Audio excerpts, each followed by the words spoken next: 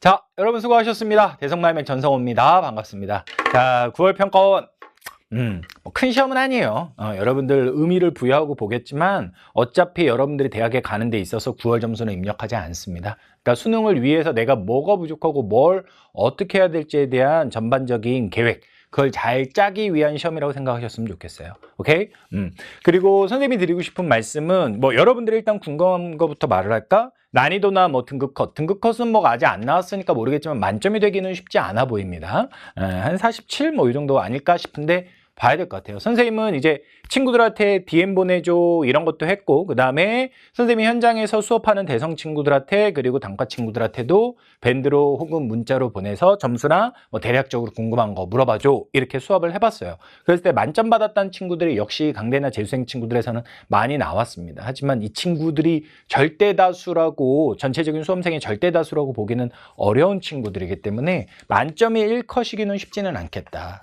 그러나 아무튼 6모 정도의 난이도는 유지했던 시험이다. 그러니까 쉽지는 않았다. 그렇게 말씀을 드릴 수 있을 것 같고요. 여러분들이 무엇을 틀렸는지 뭐가 어려웠냐가 중요한 게 아니잖아. 내가 뭘 틀렸냐가 중요한 거지. 그런 것들에 대해서 게시판에 남겨주시면 그거에 대해서 같이 분석을 하면서 앞으로 계획에 대해서 같이 한번 잡아보자고요.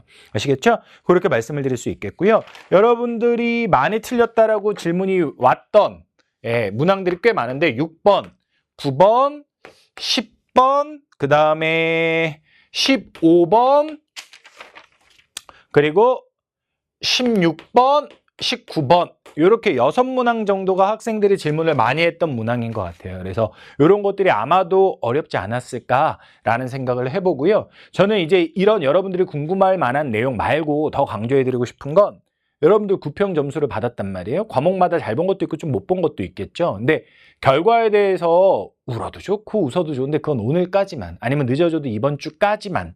수요일인데 이번 주까지라는 것도 너무 좀 여유롭다, 사치스럽고. 아무튼 최대한 빠르게 그런 감정의 기복들은 정리를 해주세요. 그리고 당부드리고 싶은 건 여러분들이 지금까지 예를 들어 수시를 위해 공부해 왔어요. 그럼 수능은 최저용으로 써야죠. 그럼 확실하게 명확하게 결론 내는 거야. 내가 뭘로 최저 맞출지. 알겠니? 근데 자기가 수능을 위해 달려왔어? 근데 이번에 9평이 조금 불안한 것 같아? 그렇다라고 해서 여기서 갑자기 수시에 모든 걸 걸겠어? 그렇게 해봐야 자기 감정만 소모될 뿐 될 수 있는 게 아무것도 없어요. 그냥 육론술이나 쓰고 마는 겁니다. 그런 거는. 알겠니? 그래서 한 2주 정도, 이 9평을 이유로 해서 한 2주 정도 수시 때문에 여러분들이 약간 들락날락하면서 약간의 부침이 있을 텐데 여러분들 명심하셔야 될 건 그 2주 그냥 보내면 D-61대로 떨어져요. 그러면 그때부터는 진짜 쫓긴단 말이야. 그러니까 자기가 해왔던 입시의 연장선에서 앞으로 2주도 보내야 충분히 여러분들이 유의미하게 그 2주의 시간을 쓸 수 있는 거지, 수시로가 아니었는데도 수시를 기웃거리는 거, 이거 제일 문제고요. 그리고 수시를 위해서 달려왔었는데 무엇을 가지고 최저를 맞출 건지에 대한 우선적인 어떤 취사 선택이 안 되는 것도 시간을 그냥 보내는 거예요. 그래서 전체적으로 성공한 수험생이 되려면 한지도 물론 잘 봐야 되겠지만 여러분들이 입시의 계획이 명확하게 서야 된다. 그 말씀을 꼭 드리고 싶습니다. 아시겠죠? 자, 그럼 선생님이 문항들을 쭉 설명하면서 넘어가도록 할게요. 선생님이 되게 위험 부담은 있지만 빠르게 해설 강의를 해서 올려드리려는 거고요. 세계지를 먼저 하고 한국지를 하는데 지금 화면이 5번까지만 일단 준비가 됐어요. 그래서 5번까지 해설을 한 이후에 잠깐 화면을 껐다가 다시 켜고 뒤쪽으로 갈 겁니다. 아시겠죠? 그 사이에는 조 교수님이 다 해놓겠지. 자, 1번 문제입니다. 솔직히 말씀드릴게요. 한국지리 시험지를 받기 전에 대성학원에서 한국지를 가르치는 다른 선생님들한테 듣기로는 지리 쉬운 것 같아요 그랬어요. 저도 자료를 쭉 봤어요. 그랬더니 쉬워 보였어. 근데 한국지리는 풀어보니까 세계지리만큼 쉽지는 않아요. 근데 1번 문제를 딱 푸는 순간 그렇게 쉽지만은 않겠구나 라고 느꼈던 게 뭐냐면 기존에 있었던 기출들의 종합판el 스타일의 문제였어요. 종합판el. 그러니까 하나 막 새롭고 참신한 거는 안 보여. 그러니까 눈으로만 자료들을 스캔했을 때는 새로운 게 눈에 띄는 게 없죠. 하지만 지금까지 배웠던 것들의 총합이었기 때문에 학습량이 부족한 친구들은 헤맬 수밖에 없었을 것 같습니다. 1번부터 그 느낌이 좀 왔었어요. 가는 한반도하고 일본 사이, 그다음에 러시아 쪽도 다 있다니까 동해바다에 대한 이야기고요. 나는 최동단에 있는 섬이다 라는 거니까 독도에 대한 이야기겠죠. 그리고 다는 그것과 가장 가까운 유인도다 라는 거니까 울릉도가 되겠고요. 그리고 최남단에 있는 섬이 라다라고 했으니까 이거 이어도 아니죠. 마라도가 되겠고, 그리고 종합해양과학기지가 있는 마가다 수중의 암초다라고 되는데 이거는 이어도 이렇게 되겠죠. 그죠? 1번은요. 조력발전소는 동해안에 없어요. 이거는 경기도 안산 쪽에 있는 겁니다. 땡이고요. 2번은요. 그렇죠. 독도 섬 전체가 천연보호구역이죠. 3번은요. 강원도가 아니고 경상북도고요. 4번은요. 직선기선 아니라 통상기선이죠. 5번은요. 이 주변 바다는 우리나라 영해도 아직 우리나라 배타적 경제수역으로 확정됐다라고 말하기도 애매함이 있어요. 일단 우리나라 섬이 아니니까 주변 바다를 우리나라 영해라 할 수 없는 건 물론이고요. 배타적 경제수역과 관련한 건 우리는 우리의 배타적 경제수역이라 주장을 해요. 하지만 그 앞에 전제가 다는 건 우리의 주장입니다. 뭐 이걸 맞다 틀리다를 가지고 얘기할 건 아니에요. 하지만 어찌됐건 한 일은 더더군다나 아니다. 오케이? 한 중간에 문제가 좀 남아있는 거죠. 그런데 한 일은 더더군다나 아닙니다. 그래서 완전한 오답으로 간 겁니다. 정답은 2번입니다. 얘들아, 이어도 우리나라 배타적 경제 수역이다 아니다 가지고 싸울 필요 없다. 우리 주장에 의하면 누릴 거야. 배타적 경제 수역으로서. 그렇게 봐주시면 되겠고요.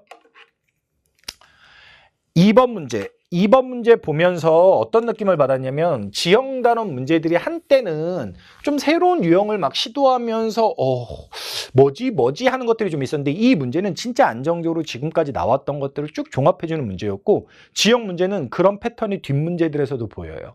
원래 지형 문제가 학생들이 어렵다고 말을 해도 그런 것들이 기존의 경험이 없는 즉 기출에서 다뤄지지 않았던 조금 뭐라고 할까? 우리 제자들을 꼬마 지형학자를 만들려고 하나? 그런 문항들이었다면 이번에 나왔던 문항들은 기존에 나왔던 것들을 차분하게 제대로 복습했는지 안 했는지 그런 것들을 보여주는 문항입니다. 전체적으로 6평보다 비슷하게 어려웠다고 했잖아요. 하나 보이는 특징이 있는데 그 특징은 뭐냐면 기출에서 크게 벗어나지 않아요. 다만 기출과 똑같이 갈 수는 없잖아요. 그러니까 약간씩 틀어져 있는 거죠. 그렇습니다. 자, 2번 문제에서 A는요, 뭐에 대한 걸까? 뭐 선지에서 뭘 요구할진 봐야 되겠지만 어찌됐건 육지와 떨어져 있는 분리된 상태의 섬을 얘기하고 있고요. B 같은 경우는 이 뒤쪽에 있는 모래로 인해서 연결되었죠. 그러니까 B는 육계도 쪽으로 해석을 해야 될 것 같고요. C는 점점점이 있는데 해안선 안쪽이 아니라 바다 쪽에 들어가 있어요. 그걸로 보아 사빈이 아니라 갯벌이고요. D도 여기에 이렇게 육지와 연결이 되어 있는 걸 볼 수 있기 때문에 육계도가 되겠고요. E는 해안가에 점점점이 가늘고 길게 딱 따라져 있죠. 사빈. 이렇게 되겠습니다. 자, 그래서 선지에서 보게 되면 1번 최종 빙계 육지와 연결돼 있었니? 라고 하는데 얘들아 최종 빙기 때 우리나라의 섬은 어디밖에 없었다? 빙기 때 섬은 울릉도하고 독도 동해안에 있는 2개 정도였다라고 단순화시키자. 나머지는 제주도까지도 육지였다.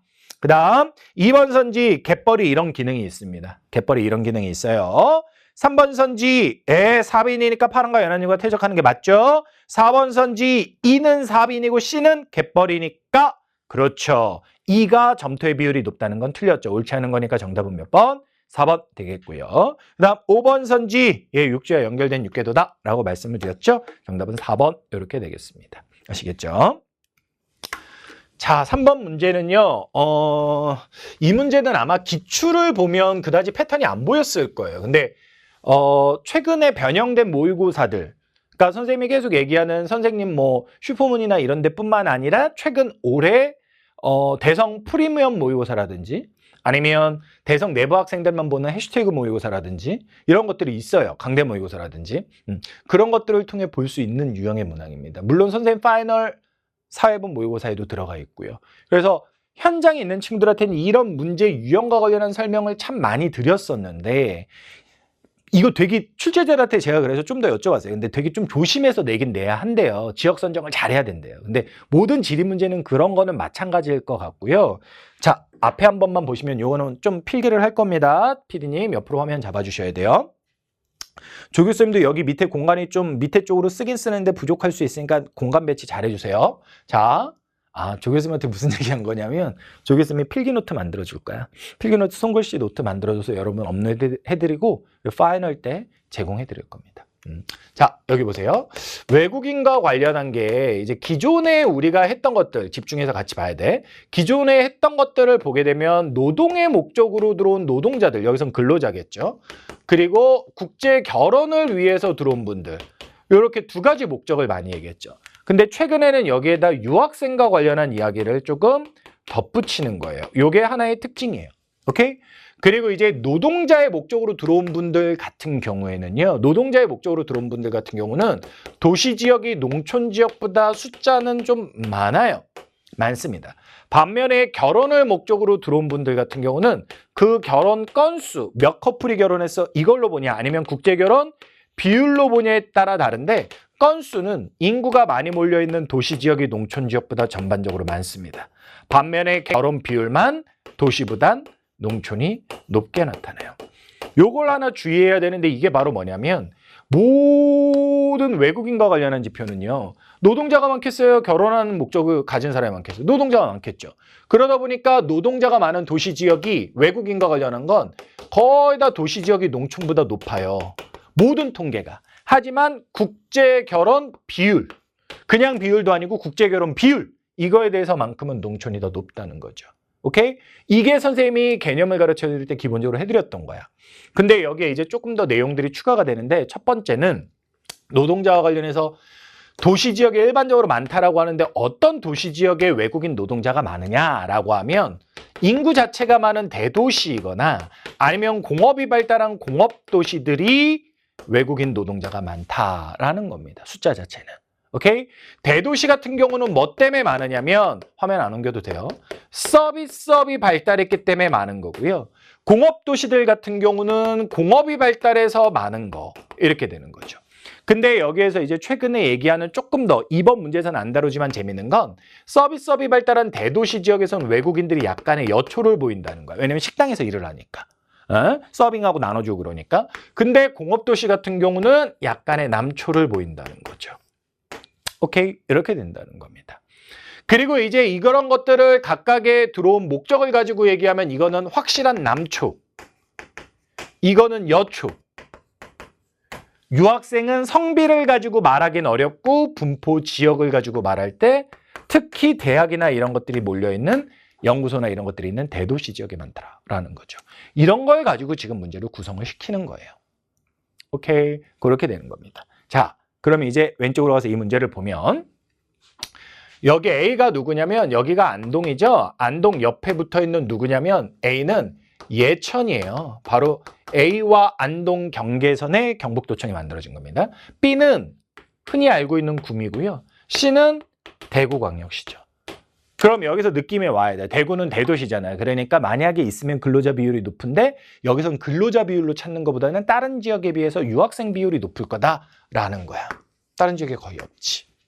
오케이? 그리고 구미 같은 경우는 공업지역이고 예천 같은 경우는 농촌이지. 그러면 결혼 이민자가 딴 지역에 비해서 상대적으로 많은 데가 누구일까? 이걸 봐줘야 되는 거고. 그리고 결론적으로 나머지 요게 이제 예천이 되는 거고요. 요게 대구가 되는 거고요. 그리고 구미 같은 경우는 결론적으로는 외국인 근로자의 비중이 좀 높은 데가 됐다는 거죠.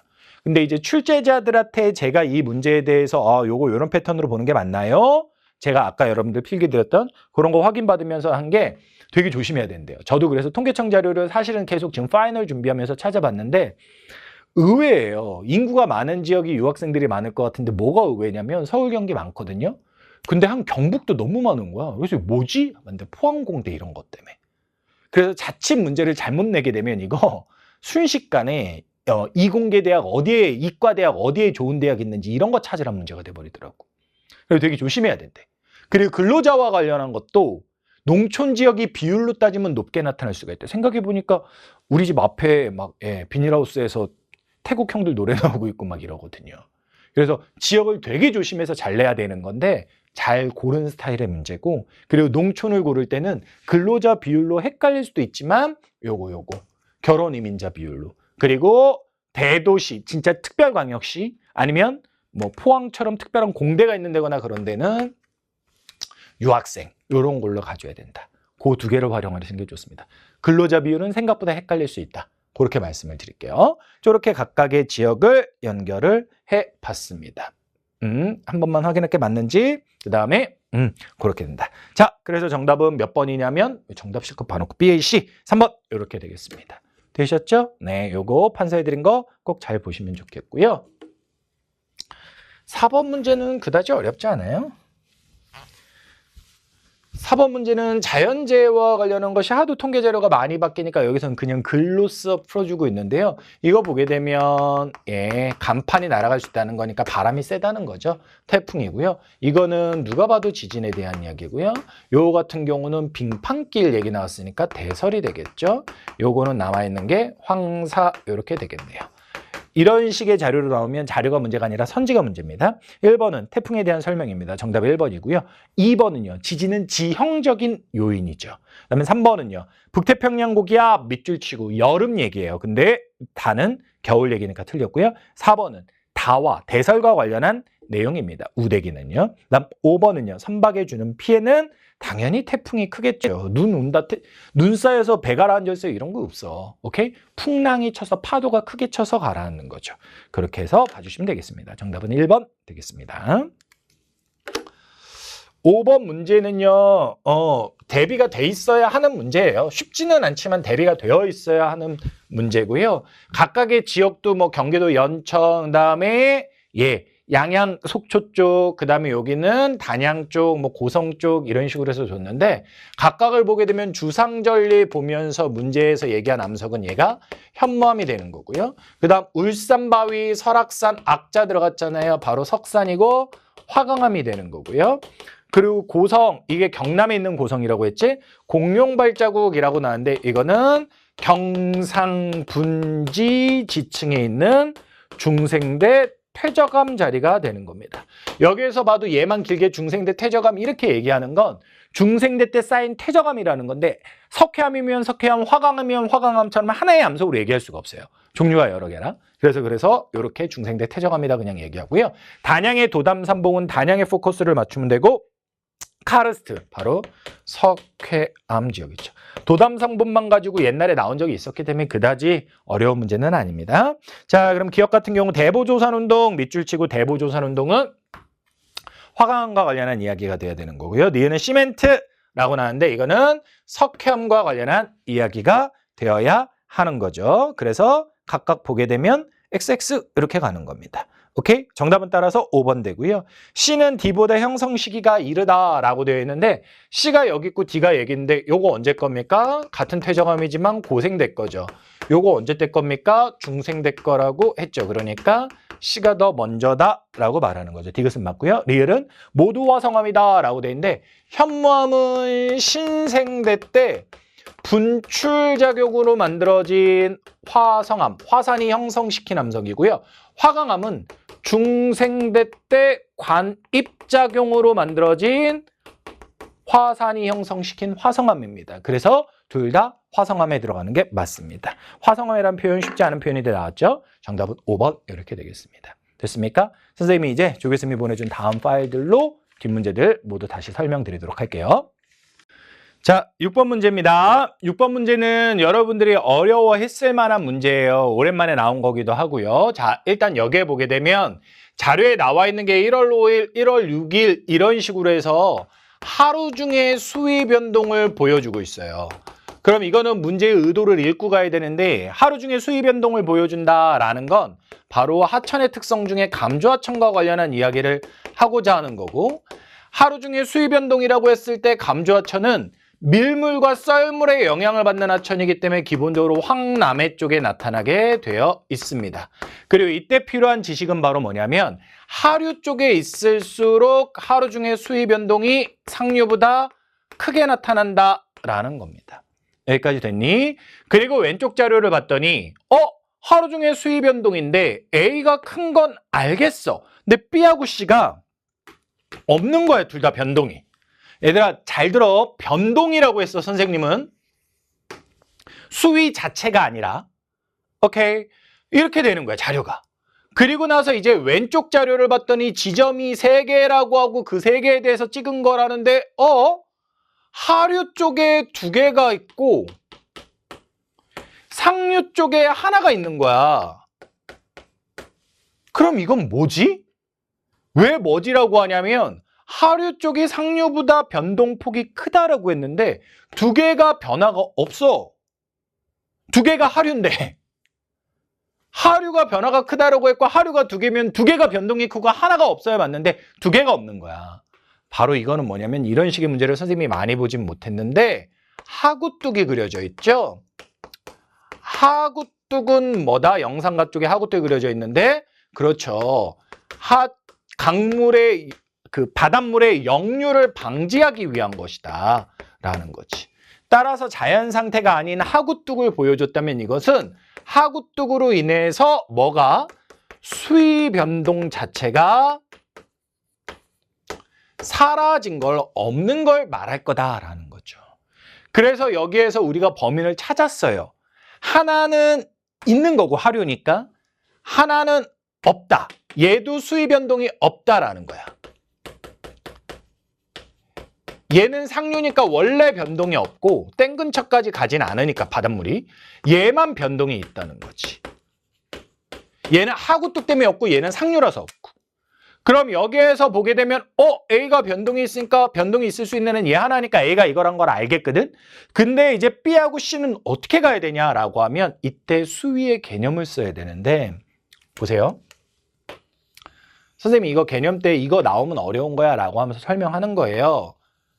뭘 그린 거야? 강바닥을 그린 거야. 그랬을 때 여기에서 여기로 재주는 게 수심, 그리고 이렇게 재는 게 수위. 어디서부터 쟀냐의 차이지. 그냥 같이 봐도 된댔지. 그치? 근데 이런 표현이 나온 적이 있다고 했잖아. 기출에서. 수위의 해발고도. 수위의 해발고도라는 건 뭐냐면 해발고도란 말이 리얼 선지에 나왔는데 강바닥 해발고도라고 리얼 선지에서 냈지만 해발고도란 말이 붙으면 그 기준이 되는 기준점이 어디라는 걸 알려주는데 바다에서 출발하라는 거야. 이게 수위의 해발고도가 되는 거다. 이런 식으로 선생님이 개념 때 좀 어려운 거지만 그래도 들어도 봐 라고 해줬던 거야. 그러니까 수위는 지금 이것만을 말해주는 거고요. 수위라는 것은 결국은 수심이 되는 거고, 그렇다면 여기에서 수위라는 개념은 이 문제에서 수위는 유량과 같은 맥락으로 봐줘야 되는 거고, 따라서 그렇게 되게 되면 수위는 상류보다 하류가 높게 된다는 거죠. 왜냐하면 유량이 물 자체가 하류 쪽에 많으니까 수심이겠고, 그러면 수위는 높게 된다는 거죠. 그래서 여기에서 보게 되면 B가 높은 데 있죠. 수위가 물이 많다는 거예요. C가 적다는 거고. 둘 다 변동은 없으니까. 그래서 이렇게 각각 B하고 C가 연결이 돼야 되는 겁니다. 여기서 B하고 C가 연결되는 게 되게 어려워요. 이거 되게 어렵습니다.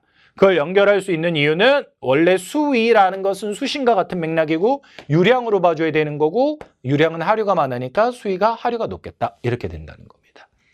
이거는 이제 리얼 선지 이런 것들을 이해를 위해 선생님이 개념 때 말했던 걸 말씀을 드린 거고요. 자, 그러면 이제 선지로 들어가서 보게 되면 기억, 가나모도 땡건설 이후 하상계수가 커졌다.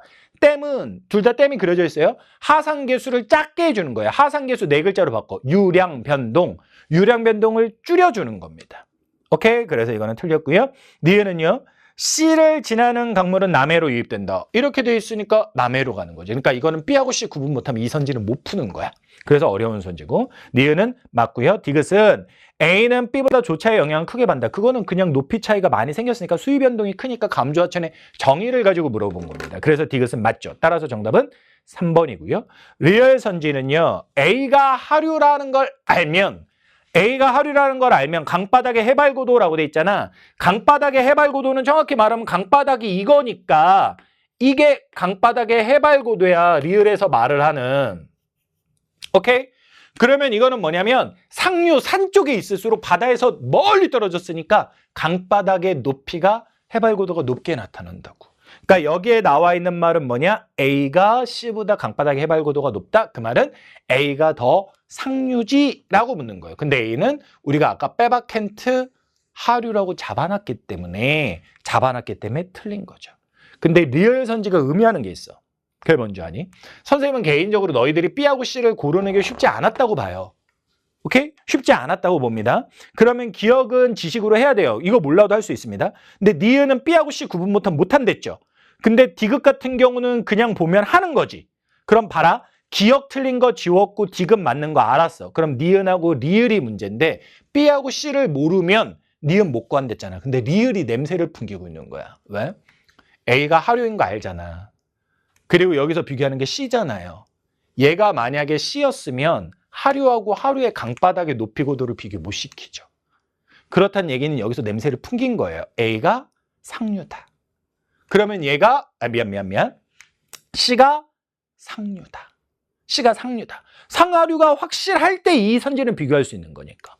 그러니까 C가 상류는 하나밖에 없으니까 얘가 되고 그럼 얘가 B가 되고 이렇게 리얼 선지를 통해서 출제자의 의도를 읽을 수도 있다는 거지. 선생님은 개인적으로는 어떤 게 좋은지는 모르겠는데 6월도 그랬고 9월도 그랬어요. 한지는 속어법으로 경우의 수를 대입하면 자료가 어려워도 선지가 풀려요. 저는 개인적으로 이런 시험을 좋아해요. 근데 쌍지를 하는 사람들은 6월달 세지가 속어법으로 안 풀리거든요. 저는 개인적으로 그런 시험지는 좀 싫어해요. 그런 면에서 6번 문제는 어려워요. 어려운 거 맞아요. 그리고 출제자들 단에서는 출제자들 레벨에서는 수위라는 표현 말고 그냥 유량으로 내지 이런 말들도 제가 들어봤어요. 일리가 있어요. 그런데 어찌됐건 저는 이제 문제의 형식만 가지고 얘기했을 때 내용들도 쉽지 않지만 선지 안에서 출제 의도를 잘 읽으면 고민을 해결해주는 내용이다라는 측면에서 저는 이 문제 좋아요. 이 문제 좋습니다. 뭐 제가 좋아한다고 그대로 나오는 건 아닙니다. 근데 저는 개인적으로 이번에 지형다는 문제들은 전반적으로 좋은 것 같아요. 어차피 지형이라는 게 새로운 걸 내기는 어렵기 때문에 기존에 있었던 것들을 조화롭게 문제를 구성을 해야 되는데 좋은 것 같습니다. 변별력이 있습니다. 6번 문제 좋은 문제입니다. 오케이? 봐주시고요. 7번은 됐어요. 그냥 이거는 수능 때 나오기는 쉽지 않아 보입니다. 수능 때 나오기는 쉽지 않아 보여요. 그냥 뭐 이게 효율이란 말 나왔고 사회간접자본이라고 하면 도로 이런 거 건설하는 건데 뭐 보통 1차 이런 걸로 많이 얘기하잖아. 그다음에 요거 같은 경우는 친환경 나오고 열린국토 나왔는데 보통 4차일 것 같긴 같은데 이게 3차일지 4차일지 솔직히 애매해요.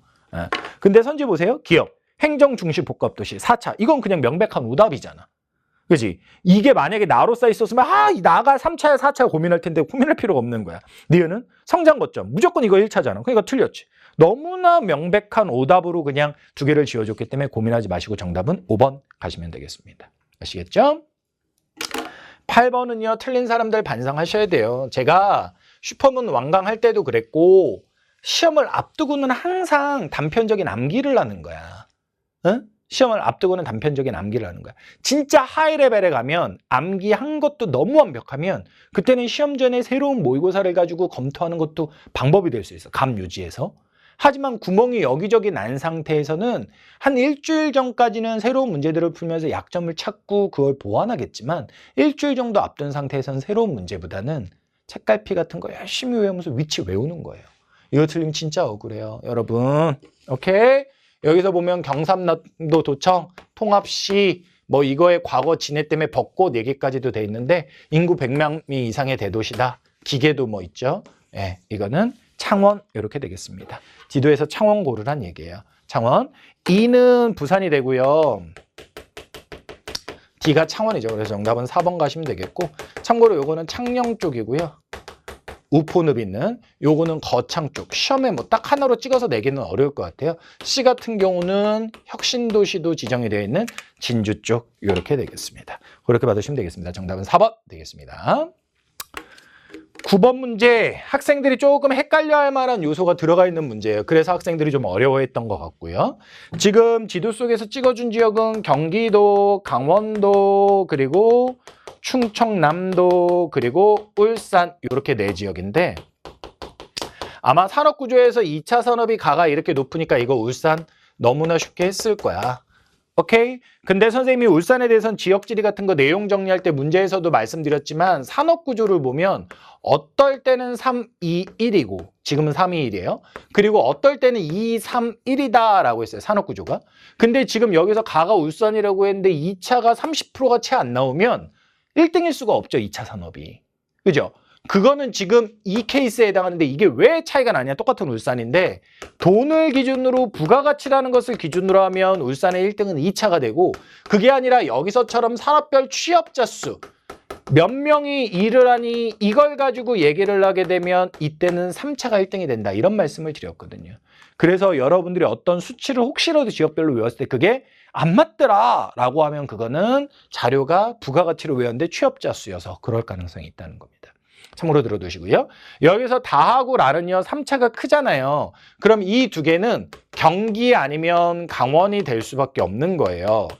그리고 요 녀석 같은 경우는 그렇기 때문에 남아서 충남이 되는데 얘가 충남이라는 걸 또 확인할 수 있는 다른 방법 하나만 말씀드리자면 지금 보시면 요거와 요거 값이 각각 65하고 한 20 조금 넘으니까 두 개 더하면 90 근처 가겠죠? 90까지는 안 되면 20 한 1, 2 정도니까 한 87 되겠네요. 그러면 이 두 개의 합에서 100%를 빼주는 거야. 그러면 그게 몇 차 산업이 되는 거야? 1차 산업이 되는 거지. 1차 산업이 상당히 높아. 이 두 개 지역에 비해서. 그런 것들도 우리가 뭐 대략적인 값으로 한 거기는 하지만 볼 수 있기는 있습니다. 오케이? 뭐 이거랑 헷갈렸다라고 하면 할 말은 없는데 어찌됐건 두 개가 3차가 크니까 이렇게 줄일 수 있고 이거는 요거로 남고요. 1차가 상당히 크다라는 것도 생각을 할 수 있습니다. 자, 두 개를 경기 강원으로 놓은 상태에서는 공업으로 직접 비교를 해도 좋고요. 이 두 개의 비교입니다. 두 개의 비교. 아니면 3차가 비슷한데 2차가 다가 높다? 그럼 얘가 1차 산업은 다보다 라가 높다는 거지. 왜냐면 이거랑 마찬가지 100%에서 2차 플러스 3차 하라고 했으니까. 그럼 경기도가 1차가 높을까? 강원도가 높을까? 당연히 강원도겠죠. 그래서 요게 누가 된다? 강원도가 되고 요게 경기도가 될 것이다. 이렇게 가주시면 되겠습니다. 그래서 울산이 가고요. 그 다음에 충남이 나고요. 다가 경기고요. 라가 강원 이렇게 되겠습니다. 1번 선지 보시면 그냥 틀렸고요. 2번 선지 보시면 제조업 출하액은 경기도가 1등입니다. 이것도 몇 년도를 기준으로 하냐에 따라 또 달라졌거든요. 제조업 출하액을 도별로 얘기하게 되면 경기도가 1등이고 과거에는 충남, 울산이었는데 최근 자료에서 발표된 거에 의하면 다시 경기도가 1등은 1등인데 울산이 충남을 미세하지만 다시 역전한 자료도 등장을 했어요. 오케이. 2020년 정도면 뭐 역전됐을 수도 있습니다. 하지만 문제에서 묻는 것은 울산과 경기이기 때문에 이거는 울산과 충남의 관계가 역전됐지 경기는 압도적인 1등이기 때문에 전혀 이 선지에는 문제가 없습니다. 그렇게 됐습니다. 2번은 틀렸고요. 3번 같은 경우는요. 다하고 라하고 여기서 본 거 바로 제가 아까 이 지역을 구분할 때 풀었던 원리로도 말씀드렸던 그겁니다. 3차가 비슷한데 2차가 다가 크니까 1차는 라가 크겠다. 왜냐면 1차, 2차, 3차의 합이 100%가 되는 거니까 그렇게 풀었던 방법으로 보시면 되겠고요. 4번은요. 라하고 나하고 얘기하는데요. 지역 내 총생산이 만약에 비교의 대상에 경기도가 있었으면 경기도가 전국 1등이니까 쉬웠겠죠. 근데 그게 아닌데 지금 4번 선지는 지역 내 총생산을 영어로 GRDP라고 하는데 이거는 두 개의 영향을 받아요. 바로 그 지역의 인구수와 그리고 1인당 GRDP라고 하는 노동 생산성, 일종의 경제 수준 이런 거에 영향을 받아요. 안 옮겨도 돼요. 그렇게 됐을 때 인구수 누가 많으냐? 충남이 200만대고 강원은 100만대니까 이 두 지역 비교하는 거 맞지? 나 삽질하는 거 아니지? 나하고 라니까 많아요. 그리고 1인당 GRDP가 충남이 울산 다음으로 2등까지 올라왔어요. 그래서 충남이 이것 또한 높습니다. 그러니까 무조건 결론은 지역 내 총생산은 충남이 높을 수밖에 없죠. 충남이 5위권 안에 들어가는 지역이니까 어마어마하거든요. 지역 내 총생산이. 그래서 X고요. 정답은 5번 되겠습니다. 생산자 서비스업 사업체 수는 서울이 있었다면 서울이 많겠지만 서울이 빠진 상태에서는 수도권에 있는 경기도가 높을 수밖에 없는 거죠. 따라서 정답은 5번 이렇게 되겠다라고 보시면 되겠습니다. 오케이? 이 문제를 헷갈렸다라고 질문한 친구들은 거의 다 뭐 충남 경기 헷갈렸다는 친구들도 있고 경기 강원을 헷갈렸다는 친구들도 있고 그런데 울산 하나는 다 맞았더라고요. 그래서 울산을 제외한 나머지 것들을 제가 어떻게 찾았는지 저 같은 경우는 3차를 가지고 두 개를 묶어놓고 얘를 충남을 준 다음에 두 개는 1차를 가지고 있다는 거 선지와도 관계된 그걸 기억해 주시면 좋겠습니다. 자, 10번 문제입니다. 선생님이 10번 문제는 좀 보여드릴 자료가 있어요. 잠깐만 선생님이 화면 칠판 한 번만 정리하고 와서 깨끗한 화면에서 좀 보여드리도록 할게요. 자, 화면 정리하고 왔습니다. 진짜 평가원에서 8시 15분에 시험지를 올려주니까 화면을 만들 수가 없어. 풀어놓고도. 그래서 화면 없이 할 수가 없잖아, 지리는. 그러다 보니까 선생님은 자료를 파일로 만들어 놨는데 조교쌤이 보내준 건 또 그보다 늦으니까 시차가 발생했어요. 9번 문제도 그래서 여러분들 한번 보시라고 제가 자료를 다 그대로 가져왔거든요. 여기에 보시게 되면 그렇죠. 울산은 2차가 높으니까 아까 골랐죠. 경기도하고 강원도가 3차가 비슷하게 높았죠. 따라서 3차 높은데 2차가 높으니까 경기도 낮으니까 강원도고 결론적으로 말하면 1차가 이렇게 차이가 나는 겁니다. 충남은 남았으니까 아까 했던 거고요. 그렇게 말씀을 드렸습니다. 자, 그리고 10번 문제인데 10번 문제는 맞거나 틀리거나 나가 울산인 건 아무도 안 틀려요. 전자가 없으니까. 나가 울산인 건 안 틀리고 맞거나 틀리거나 2번 아니면 4번으로 맞거나 틀리는 거예요. 근데 이제 저처럼 자동차를 먼저 보면 이거를 경기도라고 해요. 내가 뭐 틀렸다 맞았다 결론은 얘기하지 않아. 헷갈릴 수 있다는 거야. 하지만 이거 같은 경우는 보면 이거 뭐지? 이렇게 될 수 있어요. 결론을 말씀드릴게요. 자동차는 결정적 근거가 되게 어려워요. 왜냐하면 전국적으로 다 있기 때문에. 따라서 여기서는 모르는 업종 여기에다 목숨을 걸면 안 되고 1차 금속이 여기 있으니까. 그러니까 이거 2등 순서대로 보니까 그렇게 볼 수 있잖아요. 이걸 보면 안 되고 요거 있네. 그러니까 요게 포항을 포함한 경북 쪽이겠구나. 얘가 남았으니까 경기겠구나. 이렇게 가야 되는 겁니다. 오케이. 그래서 정답은 4번이 되는 거예요.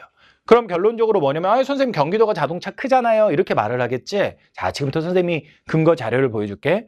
선생님이 여러분들이 지금 보고 있는 이것과 다르게 여러분들이 경기도는 자동차가 크잖아요 라고 생각을 한 건 바로 왼쪽이 누구냐면 경북이고 오른쪽이 자동차야.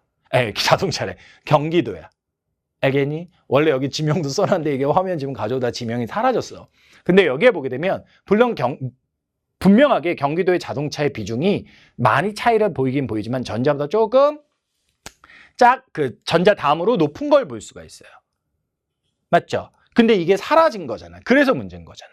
그리고 여기에 보게 되면 이게 경북이라고 했는데 경북은 1차가 자동차보다 더 커. 그것도 진짜 퍼센트로 보면 어마어마하게.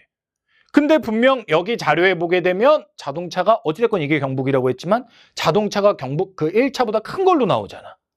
그러니까 이게 뭐 때문에 발생한 일이냐. 지금 여기에 본 건 출하액, 돈과 관련한 거고요.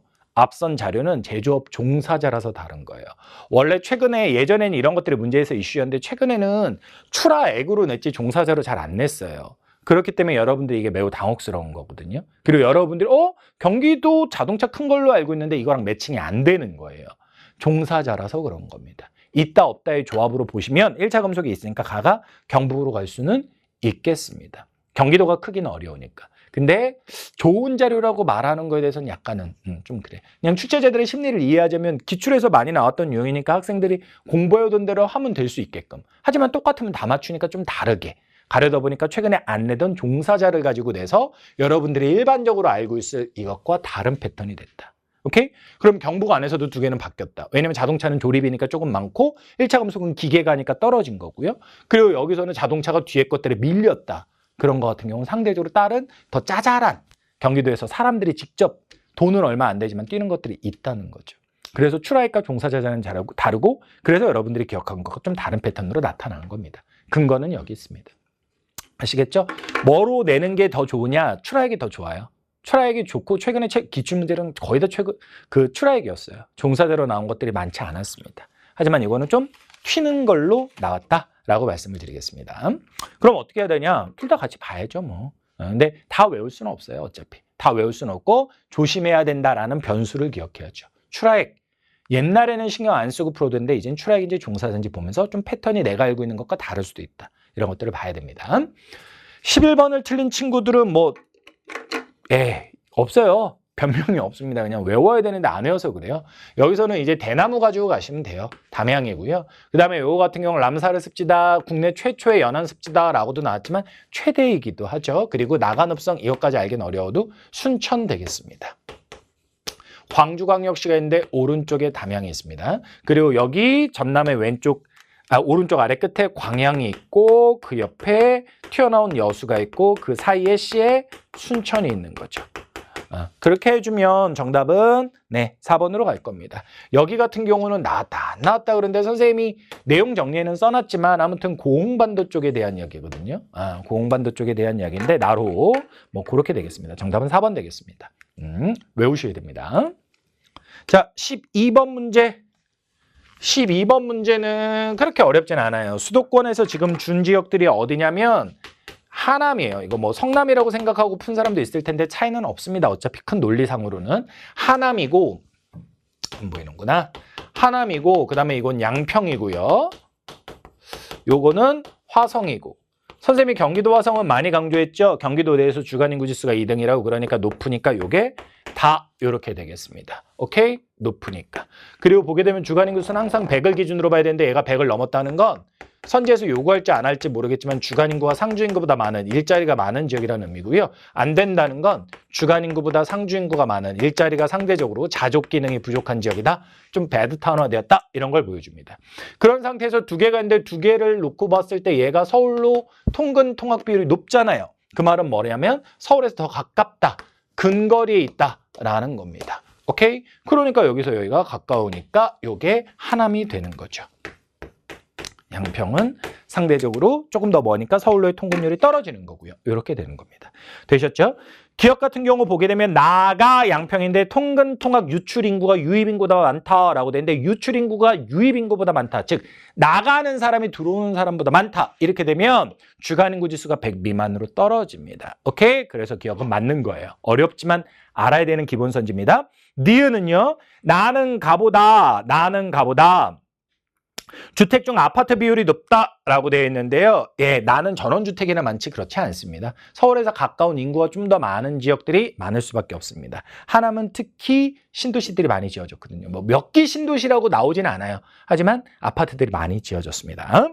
그 다음 디귿 같은 경우는 청장년층 인구 성비가 다하고 가하고 비교하는데 화성이 들어가면서 왜 갑자기 비교를 했냐면 화성이 공업지역이어서 그렇습니다. 이건 연계교재에 나왔던 내용입니다. 공업지역이고 전자도 물론 있긴 있지만 자동차 같은 약간의 중화학도 발달했기 때문에 좀 높은 겁니다. 그래서 정답은 2번이고요. 리얼 같은 경우는요. 인구는 다가 많고 면적은 다와 나 양평과 화성이 비슷해 보이니까 인구 밀도는 당연히 다가 더 높다라고 했어야죠. 그래서 틀린 겁니다. 정답은 2번 되겠습니다. 오케이? 약간 연계교재에 있었던 선지들을 응용한 거고요. 기억 선지 잘 나옵니다. 뭐 니은, 디귿 선지 모두 잘 나옵니다. 기억. 다시 한 번만 말씀드릴게요. 유출 인구가 유입보다 많다라고 하면 통근 때 순유출이에요. 그럼 이건 서울 안에서도 그렇고 경기도 쪽을 이해할 때도 그렇고 통근 때 순유출이라는 건 사람들이 일을 하러 많이 떠났다는 거야. 그럼 밤에는 바글바글해도 낮에는 적다는 거지. 그래서 상주인구가 주간인구보다 많다는 거고 상주인구가 주간인구보다 많으니까 그런 지역이 바로 뭐가 된다? 주간인구 수 100 미만, 통근 때 순유출. 요 지역은 통근이란 말 생략할게. 순유입이 된다는 이야기다. 그렇게 되는 겁니다. 통근이란 말 안 쓰면 또 헷갈리겠다. 써야지. 오케이? 그러니까 그런 지역이 주간인구 수 100 이상, 주간인구 수 100 미만 이렇게 가는 거죠. 되셨죠? 확인됐습니다. 어렵진 않았지만 잘 보셔야 되는 문제예요. 13번 문제는요. 지형에 대한 것들을 이렇게 밑줄 치고 모두 물었는데 난도가 높지는 않았던 것 같아요. 학생들이 그렇게 질문은 없었어요. 근데 기본이 안 돼 있으면 진짜 기본기가 없으면 이건 어렵죠. 보게 되면 강원도 고생대와 관련한 지질공원이니까 이거는 뭐 카르스트겠구나 느낌 채셔야 돼요. 그다음에 두 번째는 울릉도 독도와 관련한 거니까 화산 지형 관련한 거 중에서도 울릉도 독도 쪽이고 이것도 제주도니까 화산과 관련해서 이야기를 하는 거죠. 선지에서 뭘 의도했는지 볼게요. 기억, 1번 선지 동그라미 기억은 물리적 풍화래. 얘들아 카르스트는 화학적 풍화, 용식작용은 화학적 풍화야 땡. 그러니까 옳지 않은 거니까 정답 1번 끝났네. 그 다음 2번 선지 보니까 니은 빗물이나 지하수의 용식작용을 받아 만들어진 우묵한 지역. 이거는 돌리내를 말하는 거고요. 돌리내는 다른 말로 못밭이라고도 하죠. 돌리내는 다른 말로 옛 말로 연못 같은 밭이다. 그래서 못밭 이렇게도 말을 합니다. 밭이야 밭. 물이 잘 빠지기 때문에 밭농사를 짓습니다. 그래서 앞에도 있었던 단양, 도담산봉. 단양하면 마늘 뭐 이런 거. 마늘은 쌀이 아니니까 밭입니다. 밭. 그래서 2번 맞고요. 3번은요. 디귿 울릉도니까 칼데라 이렇게 되는 겁니다. 여기에 보게 되면 함몰되었다 분화구가 이렇게 말하잖아. 칼데라 맞는 거고요. 그다음 4번은요. 만장굴이라고 하는 제주도에 있는 용암동굴을 말하는 거고 용암동굴은 위에는 굳었는데 아래가 안 굳어서 속도의 차이가 있어서 만들어지는 거죠. 맞고요. 5번은요. 보시면요. 삼방산은 산이란 이름이 들어갔지만 제주도에 존재하는 한라산은 아니잖아요. 그럼 얘는 뭐냐면 기생화산인 거야. 여기까지 됐니? 한라산이 아니니까. 근데 기생화산 중에 이렇게 오름이란 이름이 안 들어가고 산이 들어간 애들 같은 경우는 물론 여기서 종 모양이다 그러면서 모양을 얘기해주고 있어요. 이거는 급경사라는 말이에요. 근데 요 말을 안 줬어도 사실은 이걸 모르면 저 말도 보기 어려운데 요 말을 안 줬어도 이렇게 오름이 아닌 기생화산은 점성이 큰 용암이 만든 급경사의 기생화산이에요. 기생화산 중에 오름이라고 쓰는 이름을 쓰는 것도 있고 안 쓰는 것도 있는데 이런 삼방산, 송악산, 성산일출봉 이런 녀석들은 급경사의 기생화산이고 그런 것들은 점성이 큰 용암에 의해서 만들어진 거다라는 겁니다. 그래서 5번도 맞는 이야기. 오케이? 그렇게 봐주시면 되겠습니다. 되니? 요거 기생화산인데 오름이라는 이름을 쓰지 않았어. 알겠니? 그러면 그런 것들은 어떤 거야? 급경사의 화산인 거야. 여기엔 종 모양이라는 걸로 급경사를 또 한 번 강조했지만 그러면 급경사라는 건 어떤 게 끈적거리는 성분이 많은 게 점성이 큰 용암이 굳어서 만들어진다라는 거지. 그렇게 봐주시면 되는 겁니다. 되셨죠? 정답은 1번 이렇게 해주면 되겠습니다. 자, 14번도 틀렸다는 친구들이 있는데 14번 틀린 건 이유는 명백해요. 기본적으로 북한에서 외워야 될 지역들 안 외워서 그래요. 근데 14번 틀린 친구들은 11번이나 아니면 앞에 8번도 또 틀린 친구들이 있다. 그러니까 이건 뭐냐면 북한이라서 안 했던 것도 있지만 위치 자체를 소홀히 했던 거야. 절대 나중에 가면 그런 실수하면 안 된다. 얘들아, 이거 외우면 맞는 거야. 그럼 애들은 무슨 생각하기도 하냐면 이거 쉬운 건데 내가 틀렸다. 야, 쉬워도 점수는 똑같고 어려워도 점수는 똑같아. 쉬운 문제 2점, 어려운 문제 2점이었다 치자. 쉽든 어렵든 틀리면 2점 깎이는 거야. 이런 거 무조건 외워서 맞춰. 가는 여기에 보게 되면 UN 개발계획에서 경제특구를 했다는데 주어진 시간표 중에 최초로 앞에 가 있기도 하죠. 나선지구 얘기하는 겁니다. 두만강 개발계획에 의했던 거. 그 다음에 이거는 관광특구라고 돼 있죠. 금강산 얘기하는 거고요. 나는요. 비슷한 시점인데 다 같은 경우는 보게 되면 남한의 기술과 이런 것들이 북한에 결합돼서 공장들이 모연될 이뤘다라고 하죠. 개성과 관련한 이야기죠. 라는요, 요거는 신의주 주변에 있는 그쪽에 대한 이야기가 되는 거예요. 요거는 UN 개발 계획에서요, 두만강 쪽 주변은 러시아, 중국하고 연결해서 삼각형으로 개발하려고 했던 거거든요. 삼각 권역이라고도 하는데, 뭐 이제는 중국은 필요 없죠. 너무 커졌으니까. 그래서 맞는 거고요. 이 특성을 이용한 거고요. 이거 나니까 금강산 맞고요. 요 같은 경우는 가장 많은 데는 평양이에요. 평양. 개성이 아닙니다. 그 다음에 여기에 신의주라고 돼 있는데 경의선은 신의주로 가는 게 맞죠. 근데 나선을 지난다라고 했는데 얘들아, 나선은 위치를 보게 되면 나선은 여기야. 신의주는 여기 있고 개성은 여기 있고 개성을 지나서 간다면 말이 되지. 금강산은 여기 있고요. 근데 어떻게 얘를 지나가요? 말이 안 되죠. 그래서 이거는 위치적 특성이 틀렸습니다. 정답은 그래서 1번 이렇게 되는 겁니다. 되셨죠? 15번 문제 학생들이 많이 질문을 해오는 문제예요. 근데 이 15번은요. 제가 6번 풀 때도 그랬는데 결론적으로 말씀드리면 가하고 나가 문제거든요. 근데 선지를 보면 가하고 나가 답을 보여줘요. 그래서 자료가 헷갈렸음에도 불구하고 정답은 맞는 그런 문제입니다. 맞아야 하는 그런 문제예요. 일단 주어진 지도 속에 찍혀있는 지역은 누구냐? 선생님이 미리 보여줘 버렸네. 준비해온 자료를.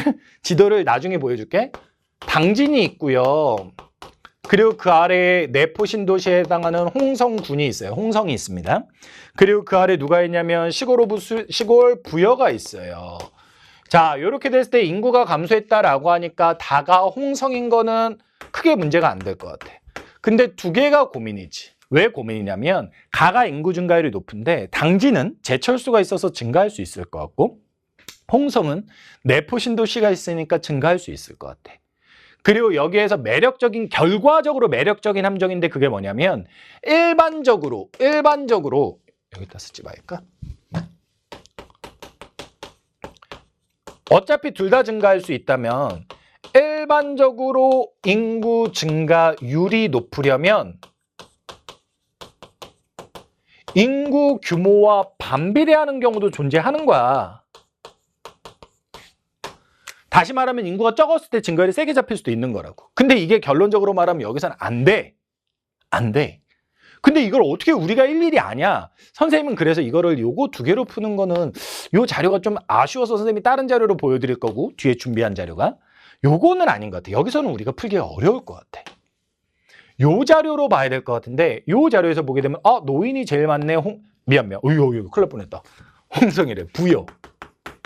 부여가 되는 거고 우리 스스로 잡아냈습니다. 부여 이렇게 되는 거고요. 요 두 개를 보고 누가 홍성이고 누가 당진일까를 생각해야 되는데 저는 이 숫자의 차이가 유의미한지는 모르겠지만 결론적으로 말하면 가가 청장년이 더 많은 거잖아요. 그죠? 그러니까 여기가 공업도시 당진. 시. 행정구역으로는 시거든요. 홍성은 군이고. 그래서 당진, 얘가 홍성이 되어야 하는 것 같아요. 알겠니? 근데 이거는 찝찝할 수밖에 없어. 너희 입장에서. 색깔 굳이 다르게 쓸 필요 없는데.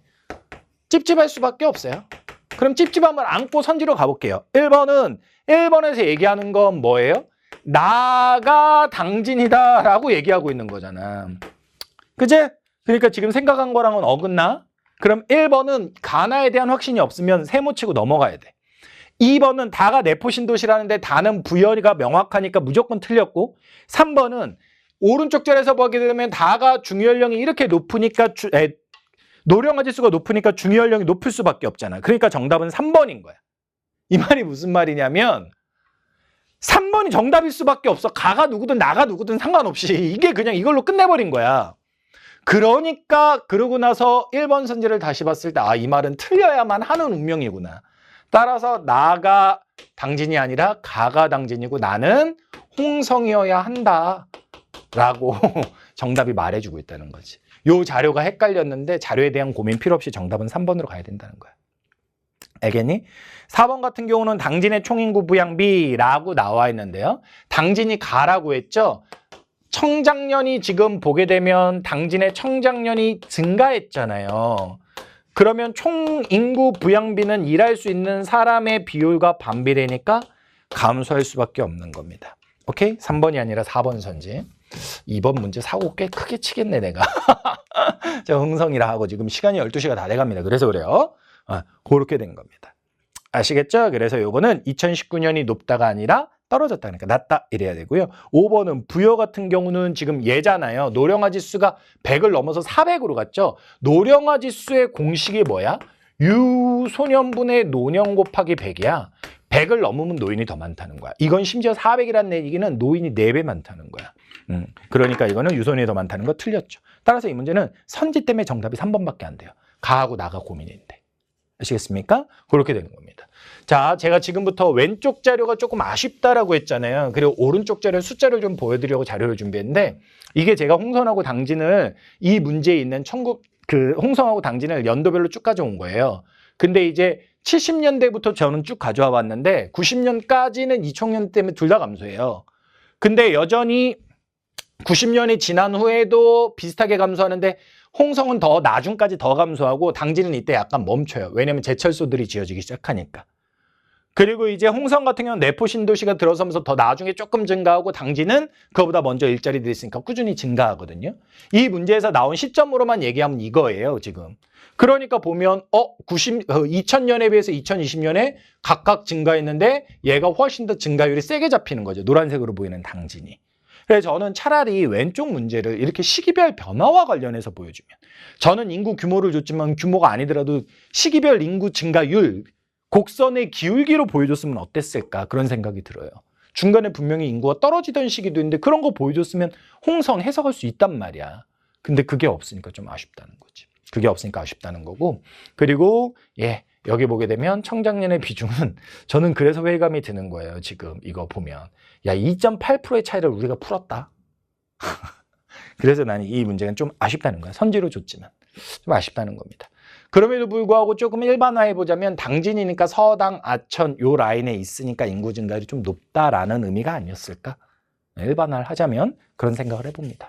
하지만 선지에서 문제가 풀렸다는 거 그렇게 해주시면 되겠다는 거 말씀드리고요. 다음 문제는요.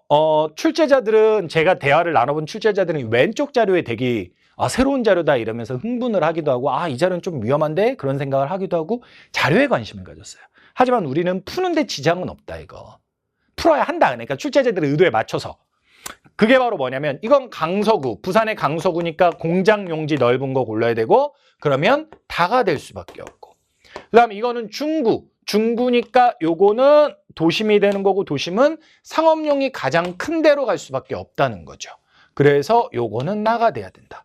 그럼 너는 남아있는 거 가고 얘는 동네가 어디냐? 금정구라는 동네인데 선생님은 생각도 못했어요. 맨날 북구, 해운대 아니면 기장 이런 데 나오니까 이쪽일 줄 알았는데 그 사이가 나올 줄이야. 하지만 얘가 누군지는 문제 푸는데 전혀 중요하지는 않았다라는 거죠. 됐습니까? 자, 1번 선지 보면요. 경남은 이쪽에 있기 때문에 나가 아니라 다랑 닿아 있는 거고요. 그다음에 2번 선지 보면요. 제조업 사업체는 강서구에 많으니까 다에 많은 거고요. 그다음에 3번 선지는요. 초등학생 수는 상주 인구에 비례하니까 중구 같은 도심보다는 외곽 지역인 가가 더 많을 겁니다. 근데 잘못됐고요. 4번은요. 도심이 제일 먼저 개발됐죠. 부산에서 뭐 부도심을 따질 건 없고요. 그러니까 여기에 보게 되면 나가 이르다. 맞죠. 정답은 4번 되겠고요. 5번은 금융기관 수, 인구 10,000명당 이런 얘기를 했는데 이거는 도심 쪽에 집중이 될 수밖에 없습니다. 따라서 나 쪽이 많다라고 해야 돼요. 정답은 따라서 몇 번? 4번 되겠습니다. 오케이. 16번도 조금 어려웠어요. 이런 친구들이 있었는데 16번은 솔직히 객관적으로 그렇게 어려운 문제라고 할 수는 없습니다. 자료가 좀 바뀌어도 지역들이 뻔한 편이니까. 17번 문제는 풀맛 나죠? 2000이 나왔어요. 성남, 난 이런 거부터 봐. 2000, 강원도의 왼쪽 아래 끝, 원주, 강릉, 태백, 외우면 맞고 아니면 틀리고. 정답은 몇 번? 3번. 얘들아 강원도청 소재지는 춘천에 있단다. 춘천. 도청은 춘천에 있어요.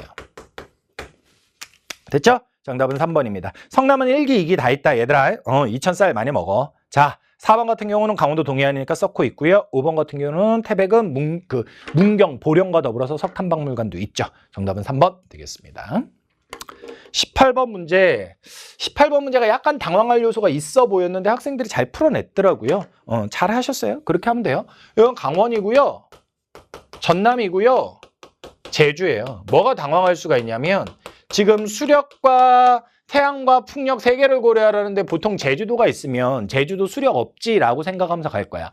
그러면 두 개만 있는 데를 가야 되는데 두 개만 있는 데는 얘니까 이거 제주도겠구나 이렇게 가긴 가는데 그러면 얘가 수력이겠구나 가긴 가는데 여기서도 수력이 작으니까 좀 찝찝한 거야. 근데 있긴 있으니까 그렇게 가도 되지. 오케이? 그리고 이제 수력 쪽에 좀 더 포커스를 맞추게 되면 여기는 아예 없고 여기는 있고 여기는 크잖아. 그래, 수력이 클 수 있는 데는 강원이 되는 거지.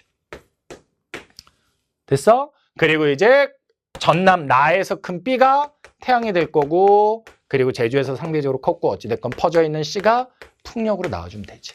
그래서 사실 제주가 있는 순간 제주를 찾아주면서 하나가 없다. 여기는 살짝 있지만 그래도 아예 없는 거 찾아주게 되면 그거 하나로 많은 게 풀려나갑니다. 제주가 되고 수력 가지고 두 개 비교했을 때 수력이 여기가 크네. 그걸 통해서 강원을 가주는 거고 그리고 남아있는 전남을 가고 이렇게 가주시면 되겠습니다.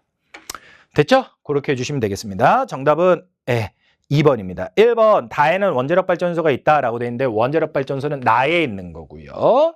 그 다음에 2번 선지 그렇죠. 가는 누굽니까? 강원도는 나보다 전남보다 수력의 비율이 높죠. 이거 두 개 봤을 때 수력의 양이 이것도 많은데다가 전체적인 에너지는 나의 태양광이 워낙 커서 전체적인 에너지는 가가 더 적으니까 전체 ABC 에너지 중에 수력의 비중은 가가 더 높을 수밖에 없죠. 태양은 가가 더 많고 전체는 가가 더 적고 그러면 태양의 비중은 가가 더 높을 수밖에 없다라는 거지. 그렇게 가주시면 되겠고요. 그리고 3번은 태양광에 대한 설명이고요. 4번은요. 수력이 가장 먼저예요. 태양하고 풍력을 비교하는 건 잘 안 해요. 이 문제는 그런 면에서 선지를 잘 피해간 것 같아요. 수력이 가장 먼저입니다. 오케이? 그래서 이거는 틀렸고요. 그 다음에 5번은요. 이거는 눈으로 확인을 하시면 막대 그래프가 가가 크다는 거 보일 겁니다. 되셨죠? 그렇게 봐주면 되겠습니다. 이렇게 봤고요. 자료는 요런 자료 이제 파이널 때 다 이런 것들을 할 거야. 선생님 5시간 킬러 특강 때 이런 것들을 할 건데 이런 것들 가지고 구성을 해서 낸 겁니다. 제가 보여드린 이유 중에 하나는 뭐냐면 전남이 여러분들이 의식을 했는지 안 했는지 모르겠는데 풍력이 상당히 제주만큼 많이 따라갔어요. 그런 것들도 좀 사실 여러분들이 이 문제 풀 때는 신경을 안 썼겠지만 눈에 보입니다. 그렇게 봐주시면 되겠습니다. 자, 19번 문제. 20번 문제가 워낙 쉬웠기 때문에 19번이 조금 상대적으로 어려웠다라고 볼 수 있는데 19번은 솔직히 이제 결론적으로 말하면 저는 1번 선지를 왜 냈는지는 모르겠어요. 일반 선지는 결과적으로 제가 궁금해서 찾아봤어요. 남양주하고 제주시를. 그랬더니 논비율이 이렇게 차이가 나더라고요. 근데 좀 이따 보겠지만 남양주는 근교농촌이고 그죠? 제주도는 또 그냥 그 지역의 특성상 밭밖에 없어요. 물론 그러니까 물을 수 있긴 있는데 근교농촌도 논분하는 밭이 많은데 굳이 이렇게 비교를 해야 되나? 못하는 건 아니야. 못하는 건 아니지만 조금 아쉬움은 있더라라는 거죠. 어찌됐건 문제를 풀어가 볼게요. 요거 각각의 도별의 대표 주자로 나온 거니까 구체적인 지명을 안 해도 되지만 요거 경기도의 남양주 쪽이고요. 요거 평창 대관령 있는 쪽이고요. 요건 땅끝마을 있는 해남 요쪽이고요. 요거는 제주도에서도 제주시 요쪽이 됩니다. 그렇게 놓고 봤을 때 지역 내 식량작물의 재배 면적 비율이 얘가 압도적으로 높잖아요. 혼자 훅 튀어갔잖아요. 그죠? 그러니까 저 녀석이 뭐가 되는 거냐면 남양주 이렇게 가주셔야 돼요. 왜냐면 근교농촌이니까. 되니? 그리고 나머지는 시설작물의 비율이 엇비슷하기 때문에 그걸로 가지 말고 여기에서 보면 요 녀석이 식량작물의 비율이 높으니까 평창은 고랭지 농업이니까 좀 어려울 것 같고 제주도는 쌀농사는 안 되니까 식량이 쌀만 있는 건 아니지만 그래도 쌀이 없는 상태에서 높기는 어려우니까 안 될 것 같고 해남이 조금 적절해 보이지. 그래서 요 녀석이 라가 되는 거야. 라가. 그리고 나면 평창하고 제주시가 남는데 요 두 개의 비교에서는 과수와 채소의 비교로 갈 수밖에 없는데 여기에 보면 엇비슷하지만 진짜 엇비슷하네. 채소하고 과수가 엇비슷해요. 근데 여기에서는 압도적으로 채소가 많거든요. 그럼 과일은 결국은 나가 많고 채소는 다 쪽이 좀 더 많다는 얘기잖아. 그러니까 채소가 좀 더 많은 데가 평창 고랭지 배추밭이 되는 거고 그리고 과일이 많은 데가 귤밭이 상대적으로 있는 제주시가 되겠다. 그래서 이렇게 위에서부터 가다, 라, 나 이렇게 연결이 돼야죠. 요걸로 1번 전은 그리고 요거 식량작물로 두 번째 했고요. 요거 두 개 비교 통해서 세 번째로 채소하고 과수 비교 통해서 해나갔습니다. 자, 그러면 1번은요. 남양주하고 누굽니까? 제주시를 비교하는 건데 아까도 말씀드렸습니다만 제주도는 거의 100% 밭이 많죠. 근데 남양주도 근교농촌이라서 굳이 왜 이렇게 물었을까 이런 생각은 든다는 거죠. 네, 어찌됐건 제주도보다 높을 수는 없습니다. 틀렸고요. 2번은 나하고 다를 비교하는데 고랭지 채소를 비교했는데 다가 고랭지 밭이니까 반대로 됐고요. 3번은요. 네. 대관령 그리고 제주는 식량작물 중에서도 쌀은 더군다나 없는 데죠. 그러니까 틀렸다고 봐야 되고요. 상대가 해남이었으니까 전남에. 그다음에 4번 같은 경우는요. 전업농가의 비율은 전남이 높을 수밖에 없죠. 근교농촌인 남양주보다. 그죠? 정답은 4번 되겠네요. 5번은요. 가는 수도권이다. 남양주니까 맞죠. 근데 나가 강원권이라는데 나는 제주도죠. 그러니까 틀렸네요. 정답은 4번 이렇게 되겠습니다. 되셨죠? 그렇게 봐주시면 되겠고 제가 말씀드린 요겁니다. 숫자를 찾아봤더니 뭐 차이가 나요. 나기는. 근데 보면 남양주도 10% 정도니까 되게 적은 거거든요. 논 비율이. 근교농촌이라서 조금 아쉬웠다. 나름 그런 생각을 해봤고요. 20번은 전혀 학생들이 어려움을 겪지 않았어요. 요거 속초 쪽이고요. 요거는 좀 애매하게는 찍어놨는데 안동, 의성 요쪽 라인 같아요. 찍어놓은 거 자체가. 요거는 뭐 울릉도 너무 쉽고. 그럼 여기에서 연강수 자체를 보고 얘가 제일 지금 소우지니까 요 녀석이 다로 먼저 가겠지. 그리고 두 개는 울릉도가 겨울 강수가 많아야 되니까 그치? 가로 가겠지. 그리고 요게 나가 되겠고. 그렇게 해주게 되면 가나다별로 순서를 배열했을 때 B, A, C 이렇게 가는 거죠. 되셨죠? 정답은 3번 이렇게 되겠습니다. 자, 이렇게 선생님이 여러분하고 약속했던 20문제 모두 다 풀어드렸는데 빨리 해드리고 싶었어요. 왜냐면 여러분들이 한 2주 동안 많이 방황을 겪을 거기 때문에 수시 때문에 정신이 많이 딴 쪽으로 가 있을 거기 때문에 빨리 이거 어찌됐건 여러분들이 감정이 어찌됐건 간에 관심이 조금이라도 살아있을 때 사탐만큼이라도 저는 마지막 호프는 사탐이라 보거든요. 사탐만큼이라도 그것도 쌍지만큼이라도 제가 할 수 있는 건 최대한 해드리고 싶었어요. 그래서 화면 준비도 덜 된 상태에서 막 자료도 막 찾다가 넣고 막 이렇게 해서 최선을 다했고요. 요거 이제 며칠 안에 작업 끝내서 파일로 손글씨 해설지로 업로드 해드릴게요. 그거는 5시간 킬러 특강에서도 볼 수 있지만 그 전에 선생님 교재를 구매하지 않아도 볼 수 있다는 거 제가 주말 사이 이전에 아까 세지 때는 주말 이후라고 했는데 주말 이전에 가능하지 않을까도 싶은데 해서 최대한 빨리 해드리겠습니다. 며칠만 좀 관심 갖고 기다려주시면 감사하겠습니다. 이상 전성우였고요. 여러분들 혹시 궁금한 거 있으면 자기 고민이 있다 그러면 게시판이나 DM으로 찾아오시면 되겠습니다. 수고하셨습니다.